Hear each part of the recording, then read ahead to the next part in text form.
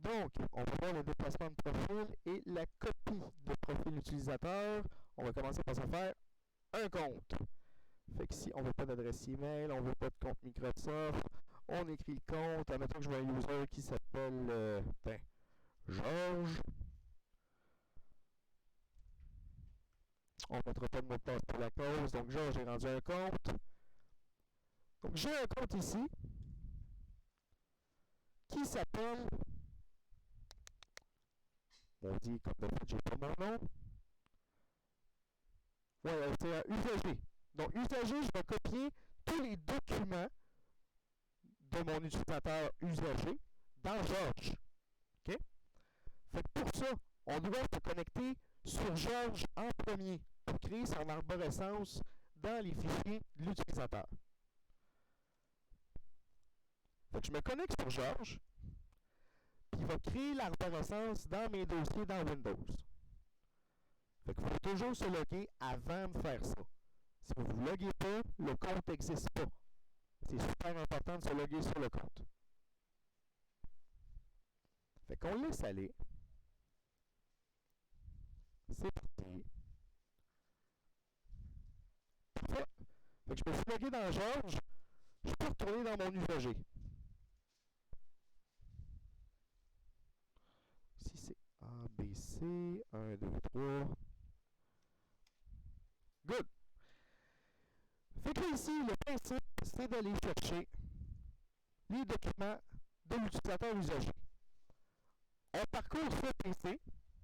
On s'en va dans le disque local où se trouve le Windows. On a un dossier qui est utilisateur. Fait que là-dedans, vous avez tous les users. Georges a été créé vu que je me suis logué. Ça, c'est mon compte usager. Le compte que je veux transférer dans Georges. Fait que l'astuce là-dedans, c'est que je rentre dans usager. Puis ici, j'ai toutes les choses à transférer dans Georges. Mais je les vois pas toutes. Ce qu'il faut faire, c'est aller dans Affichage et cocher éléments masqués.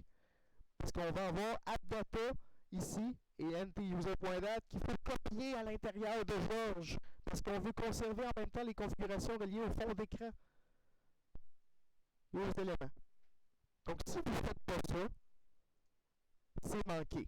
Vous manquez votre shot si vous ne faites pas afficher les fichiers masqués. C'est le plus manqué. Okay? Là, après ça, c'est super simple. Ce que je fais ici, c'est que je prends l'ensemble des fichiers et des dossiers, je copie, CTRL-C, je m'en vais dans Georges, je fais continuer, et je colle. Je coche par ceci pour tous les éléments, puis je fais continuer. Fait que là, il va écraser. Si vous avez des petits plans comme ça, on va faire ceci et on fait ignorer. Ça ne ferait pas tout le temps vos questions. Et on remplace les fichiers de la destination. Donc là, il est en train d'overwrite tout mon profil Georges avec tous mes fichiers, mes dossiers en rapport avec utilisateur. De cette manière-là, mon profil est transféré d'un compte à un autre. C'est une des possibilités que vous pouvez rencontrer. Donc, dans le prochain, là, si vous avez encore d'autres questions, on fait faire ceci et on fait ignorer. Faire ceci, ignorer. Remplacer. Faire ceci, ignorer. Faire ceci, ignorer.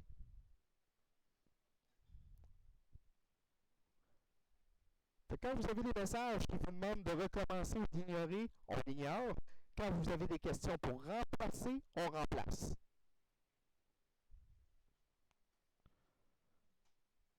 Et voilà, on a fini.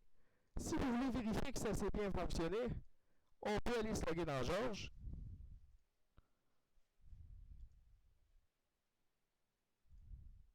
Et on a le même fond d'écran.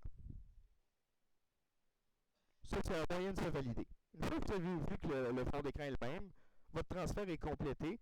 Vous pouvez aller aussi voir dans les dossiers si jamais vous avez des choses spécifiques d'un utilisateur à l'autre pour voir si ça s'est bien transféré. Là, je n'ai pas grand-chose. Pas grand-chose qui a été transféré dans lui parce que mon profil était vide.